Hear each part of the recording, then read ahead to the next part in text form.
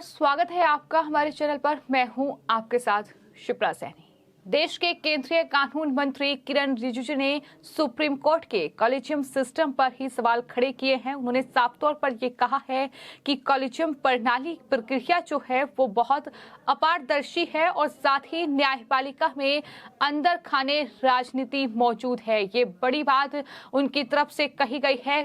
सवाल ये भी उठ रहे हैं कि क्या ये कोई बड़ा संकेत है कि कॉलेजियम सिस्टम में कुछ बदलाव हो सकते हैं। सरकार क्या कोई फैसला आने वाले वक्त में ले सकती है, क्योंकि फिलहाल जो केंद्रीय कानून मंत्री हैं देश के किरण रिजिजू, उनकी तरफ से ये बड़ी बात कही गई है। दरअसल सोमवार को राष्ट्रीय स्वयंसेवक यानी आरएसएस की साप्ताहिक मैगजीन पंचजन्य की ओर से आयोजित एक कार्यक्रम साबरमती संवाद में वो बोल रहे थे और इसी दौरान केंद्रीय मंत्री ने ये कहा कि संविधान सबसे पवित्र दस्तावेज है। हमारे पास विधायिका, कार्यपालिका और न्यायपालिका समेत 3 स्तंभ मौजूद हैं और मुझे लगता है कि कार्यपालिका और विधायिका अपने कर्तव्यों से बंधे हुए हैं और न्यायपालिका उन्हें ठीक करती है। लेकिन मुद्दा ये है कि जब न्यायपालिका भटक जाए तो कोई व्यवस्था नहीं है जो उसे ठीक कर सके।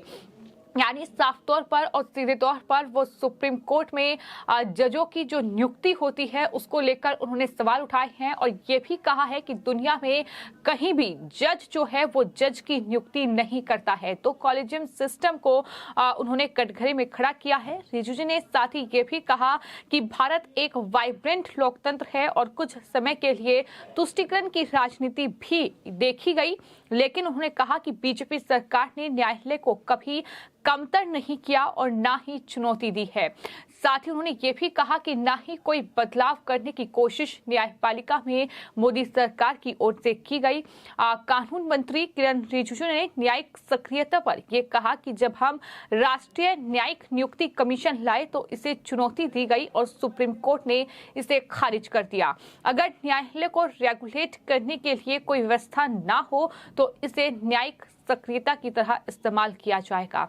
कई जजों के पास अवलोकन होता है लेकिन वे अपने आदेश का हिस्सा नहीं बनाते। उन्होंने अपने विचारों को आकलन के जरिए जाहिर किया। समाज में भी इसका विरोध हो रहा है। अच्छा होगा कि जज अपने आदेश के जरिए अपनी राय दे। तो ये बड़ी बातें जो हैं वो कानून मंत्री किरण रिजिजू की ओर से कही गई है। उन्होंने ये साफ तौर पर कहा है कि जब भी कोई जज कोई फैसला सुनाता है तो जाहिर तौर पर लोग उस जज को भी जज करते हैं कि आखिर किस आधार पर उसने फैसला सुनाया है। क्या इसमें कोई राजनीतिक चीजें मौजूद हैं, आखिर किस आधार पर ये फैसला सुनाया गया है, ये फैसला कितना पारदर्शी है। इन तमाम बातों का जिक्र जो है वो कानून मंत्री किरण रिजिजू की ओर से आरएसएस के इस कार्यक्रम में किया गया। साथ ही उन्होंने ये भी कहा कि उन्होंने देखा है कि कई मौकों पर जो जस्टिस होते हैं वो अपने कर्तव्यों की सीमा से परे जाते हैं और जमीनी हकीकत को जाने बिना कार्य करते हैं। यानी तमाम अलग अलग मामले जिनमें तमाम फैसले जो हैं वो कहीं ना कहीं एक तरफा सुनाए जाते हैं या फिर तमाम फैसले ऐसे भी नजर आए हैं जहां लोगों की बातें नहीं सुनी जाती हैं। आखिर लोग तमाम अलग अलग मुद्दों पर क्या राय रखना चाहते हैं, उन तमाम चीजों को सुने बिना ही जज जो फैसला सुनाते हैं उस पर भी उन्होंने सवाल खड़े किए हैं। इसी के साथ साथ कानून मंत्री ने ये भी कहा कि जब न्यायपालिका अपनी सीमा से परे चली जाती है, न्यायाधीशों को प्रैक्टिकल मुश्किलों या वित्तीय हालातों के बारे में पता नहीं होता है। अच्छा होगा कि लोग अपने कर्तव्यों पर फोकस रखें, वरना लोग ये भी कह सकते हैं कि हम कार्यकारी सक्रियता कर रहे हैं। पूर्व प्रधानमंत्री इंदिरा गांधी का भी जिक्र उनकी तरफ से किया गया। उन्होंने पूर्व प्रधानमंत्री इंदिरा गांधी के कार्यकाल का जिक्र करते हुए किरण रिजिजू ने यह भी कहा कि 3 वरिष्ठ न्यायाधीशों को सीजेआई यानी चीफ जस्टिस ऑफ इंडिया से बढ़कर बनाया गया था। उन्होंने कहा कि मोदी सरकार इस तरह की चीजों में बिल्कुल लिप्त नहीं है और कहा कि हमने इस तरह की चीजें नहीं की।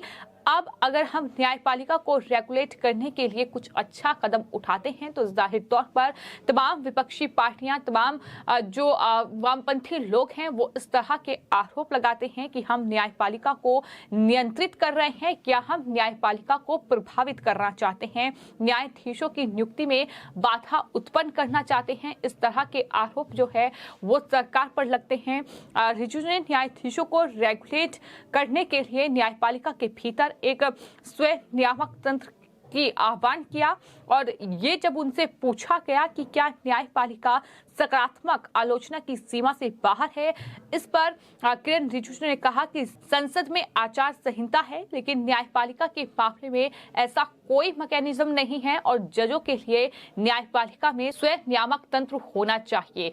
यानी जब संसद की बात आती है तो जाहिर तौर पर सांसदों के लिए तमाम वो नियम कायदे होते हैं, लेकिन जजों के लिए आखिर क्या चीजें हैं, अगर वो फैसला गलत सुनाते हैं तो आखिर इसको लेकर क्या उन पर कोई कार्रवाई होती है, ऐसा कुछ भी नहीं है। और इन तमाम चीजों पर ही किरण रिजिजू की ओर से तमाम बातें रखी गई हैं और ये जिक्र किया गया है कि न्यायपालिका के मामले में ऐसा कोई मैकेनिज्म है ही नहीं कि जजों के लिए न्यायपालिका में स्वयं नियामक तंत्र होना चाहिए। ये मांग उनकी तरफ से की गई है।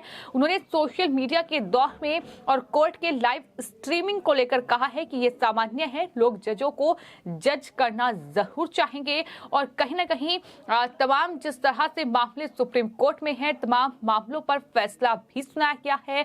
तमाम लोग जाहिर तौर पर जो जज उस फैसले को सुनाता है, जो बेंच उस फैसले को सुनाती है, उसको जज भी करते हैं। तो ये तमाम चीजें सामान्य हैं, लेकिन जिस तरह से जजों की नियुक्ति को लेकर सुप्रीम कोर्ट के भीतर ही जो कॉलेजियम प्रणाली है वो ठीक नहीं है, उसमें कहीं ना कहीं राजनीति जो है वो एंटर कर चुकी है। ये बड़ी बात उनकी तरफ से कही गई और साथ ही ये भी कहा गया कि दुनिया में कहीं भी कोई जज किसी जज को नियुक्त नहीं करता है। ये भी बड़ी बात किरण रिजिजू की ओर से कही गई है।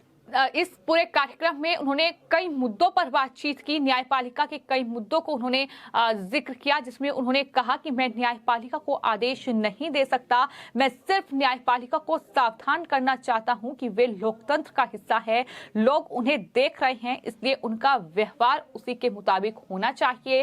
उन्होंने कहा कि 1993 तक भारत के मुख्य न्यायाधीश के परामर्श से सरकार द्वारा न्यायाधीशों की नियुक्ति की जाती थी।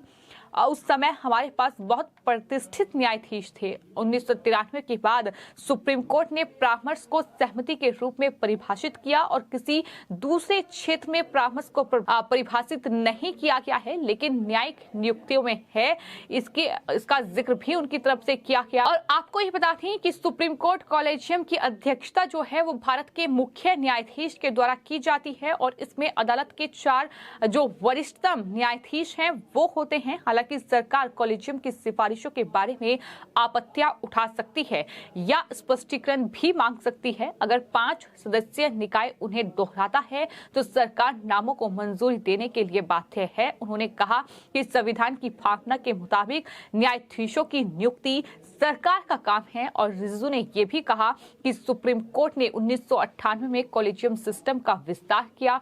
दुनिया में कहीं भी न्यायाधीशों को नियुक्त नहीं करते हैं और न्यायाधीशों का प्राथमिक कर्तव्य न्याय प्रदान करना है। ये कहीं ना कहीं सुप्रीम कोर्ट के जो चीफ जस्टिस हैं उन्हें कहीं ना कहीं याद दिलाया गया है कि आखिर आपका कार्य क्या है। आपका कार्य लोगों को न्याय प्रदान करना है, ना कि इस तरह से राजनीतिक चीजें करके कहीं ना कहीं राजनीतिक लाभ हासिल करना या उसके जरिए किसी फैसले को सुनाना। इन तमाम बातों का जिक्र उनकी तरफ से किया गया। मंत्री ने साफ तौर पर यह कहा कि उन्होंने देखा है कि जज आधे वक्त नियुक्तियों में व्यस्त रहते हैं, इसलिए उनका मुख्य न्याय प्रदान करने का जो काम है वो प्रभावित होता है। यानी सुप्रीम कोर्ट के भीतर ही जो जजों की नियुक्ति होती है उस पर ही इतनी राजनीति होती है कि जो तमाम जो याचिकाएं वहां दायर हैं जिस पर फैसला होना चाहिए और जिन्हें लोगों को न्याय मिलना चाहिए उन्हें न्याय मिलने में देरी होती है। तो तमाम बड़ी बातों का जिक्र उनकी तरफ से इस तरीके से किया गया है। है और पूरे कॉलेजियम सिस्टम पर सवाल उठाए गए हैं। उन्होंने साफ तौर पर कहा है कि पारदर्शिता नहीं है फैसलों में, राजनीति सुप्रीम कोर्ट और इस तरह से जजों की नियुक्ति के भीतर घुस चुकी है और इस कॉलेजियम सिस्टम में जाहिर तौर पर पारदर्शिता लाने की बेहद जरूरत है। सवाल अब ये है कि क्या मोदी सरकार अब सुप्रीम कोर्ट के इस कॉलेजियम सिस्टम पर कोई बदलाव करना चाहेगी? क्या इस तरीके के कोई संकेत इन तमाम बातों के जरिए किरण रिजिजू की तरफ से दिए गए हैं? कानून मंत्री हैं तो जाहिर तौर पर आने वाले वक्त में देखना होगा। फिलहाल आपकी इस पूरे मामले पर क्या राय है, हमें कमेंट बॉक्स में जरूर लिखें और चैनल को सब्सक्राइब करें। धन्यवाद।